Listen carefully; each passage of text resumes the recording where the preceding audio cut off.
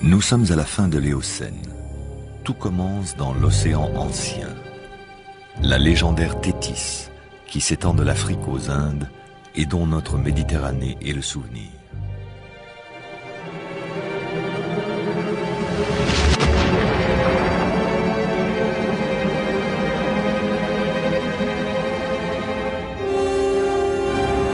Basilosaurus, une baleine prédatrice de 18 mètres.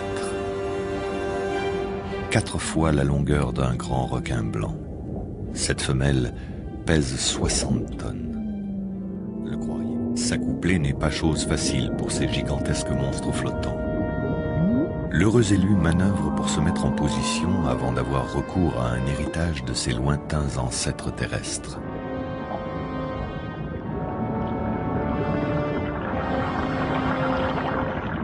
Les basilosaurus ont en effet conservé 2 minuscules pattes arrière. Elles ne leur servent ni à marcher ni à nager, mais à souder leurs longs corps étroits pendant l'accouplement. Ces restes de pattes auront disparu du corps des futures baleines. Les rivages méridionaux de la Thétis sont bordés d'infinies étendues de mangroves.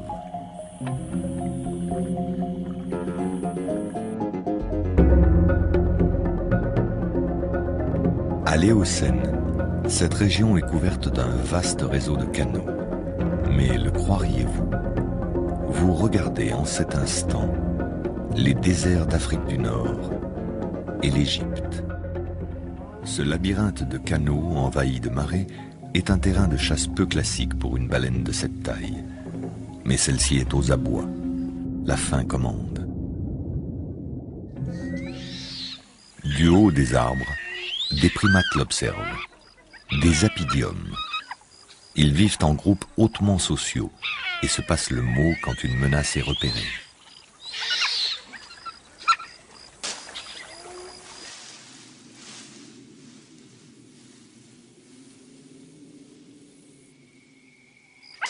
Les apidiums excellent à ces défis à la pesanteur. La baleine reste sur sa faim, pour le moment.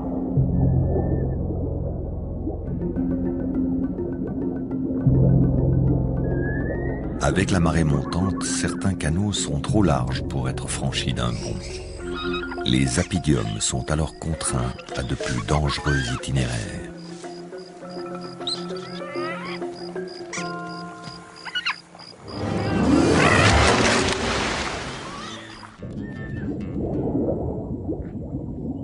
C'était un requin.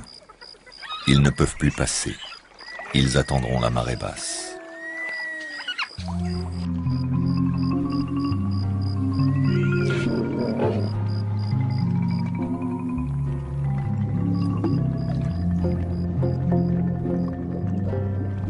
Les moritériums passent dans l'eau l'essentiel de la journée. Si leur forme évoque l'hippopotame ou même le cochon, ils n'ont de lien avec aucune de ces espèces. Regardez mieux. Leur museau trahit leur véritable appartenance. Narines et lèvres se sont réunies en un muscle unique, une sorte de trompe, avec laquelle ils fouillent le fond pour se nourrir.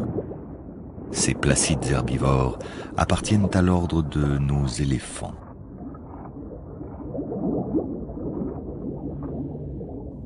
Leur masse, de 200 kilos, décourage les plus féroces requins. Les pluies ont fait reverdir la brousse, mais trop tard. La sécheresse a déjà fait des ravages. Ces troupeaux de brontotères ont été durement frappés.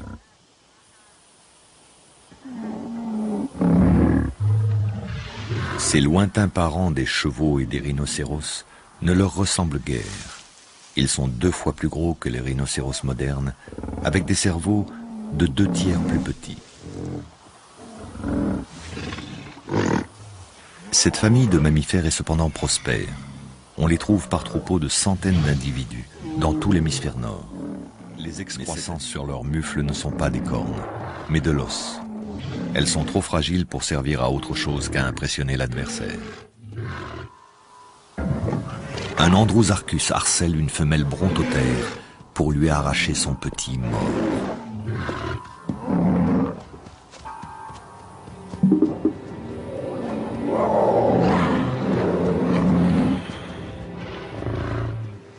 Après une journée passée à défendre une cause perdue, la mer semble renoncer.